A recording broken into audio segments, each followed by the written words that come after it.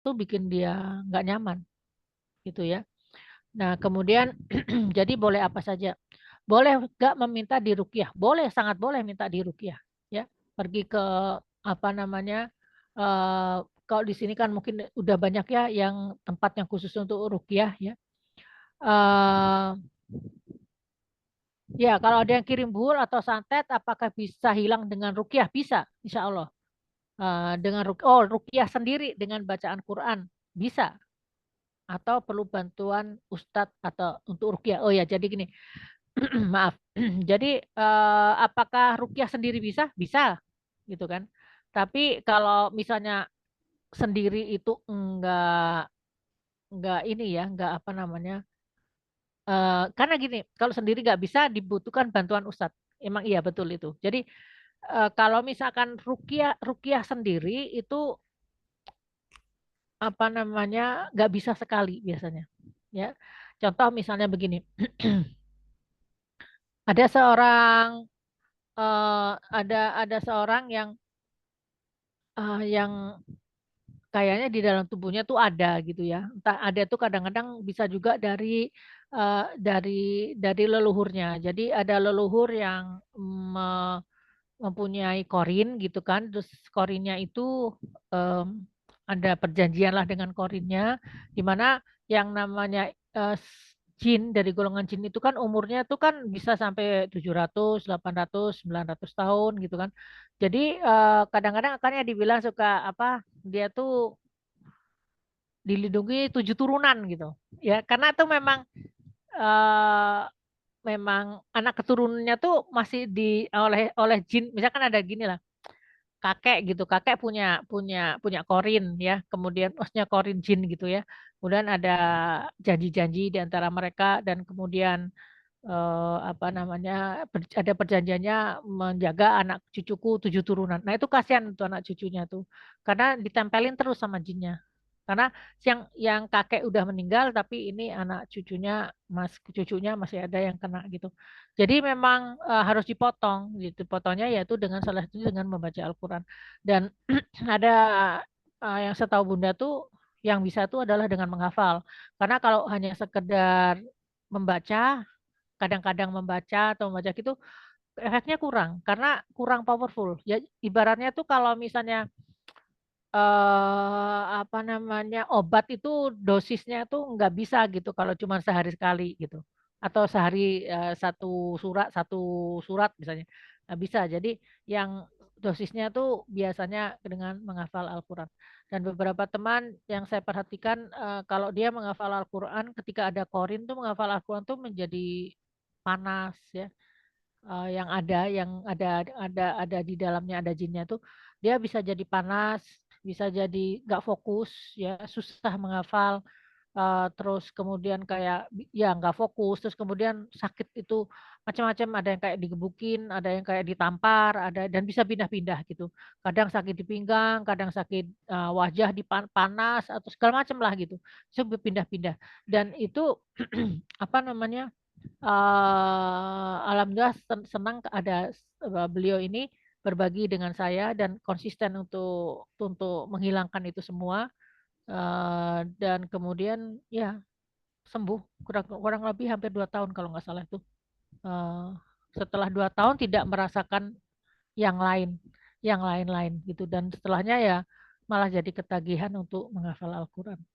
Ya jadi memang bisa gitu. Ya bisa. Karena Mbak, kenapa kalau sendiri kadang lebih sulit Kak. Kalau Ustadz Rukyah itu masalahnya kan si Ustadz ini kan sudah bacaan Qurannya kan sudah masuk ya ke dalam dirinya. Ibaratnya tuh kalau pedang itu pedangnya tuh udah tajam banget gitu loh. Kalau gada, ibaratnya gadanya tuh gede banget gitu.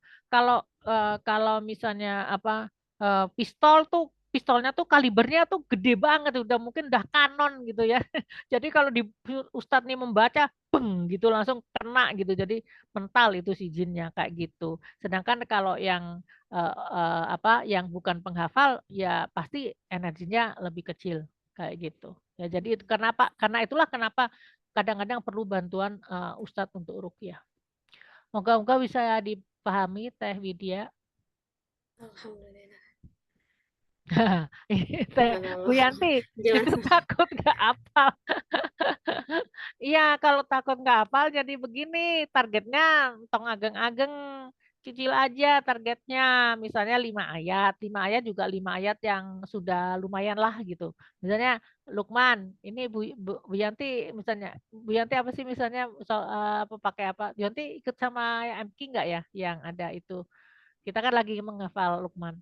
Jadi nggak usah nggak usah banyak-banyak targetnya. Misalnya Lukman 5 ayat gitu. Dah. Nah, nanti rakaat kedua gimana? Ya udah Lukman lagi 1 sampai 5 ayat 5 nggak apa-apa. Gitu ya. Jadi apa sesuaikan aja dengan ini. Kalau Mbak kalau kalau pas lagi baca Quran kemudian lupa gimana? Ya nggak apa-apa. Astagfirullah, kemudian Allahu Akbar, langsung sujud. Nggak apa-apa. Ya. Nggak masalah. Oke, mungkin itu ya Iya, yang bisa disampaikan.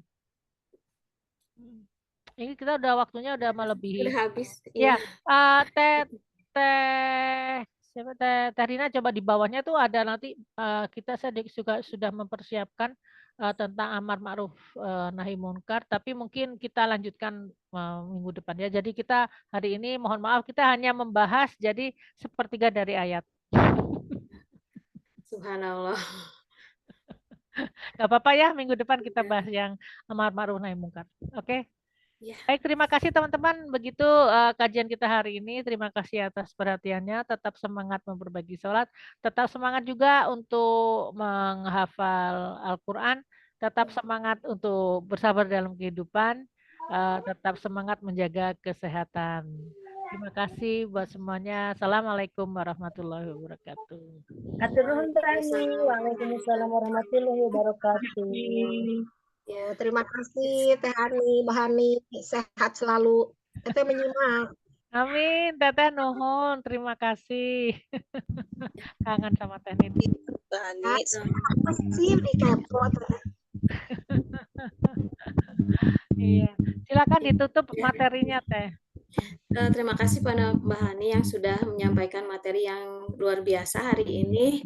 Semoga menjadi ilmu buat kita semua dan pengalaman-pengalaman teman yang berbagi juga menjadi ilmu.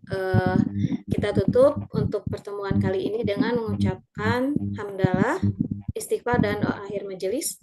Alhamdulillahirrabbilalamin. Astagfirullahaladzim.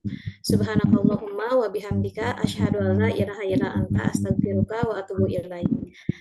Hatur nuhun kanggo teteh-teteh anu tasumping ada terutama yang pertama pada Mahani yang sudah menyampaikan materi, kemudian dari Teh Ika, ada Teh Tini, kemudian ada Bapak Aprianto, kemudian ada Teh Cucu, Teh Nini, Teh Ai, Teh Desti, Teh Dewi, Teh Eka, Teh Marina, Teh Popon, Teh Siti, Teh Warniti, Teh Widya, Teh Yanti, dan Teh Yeti.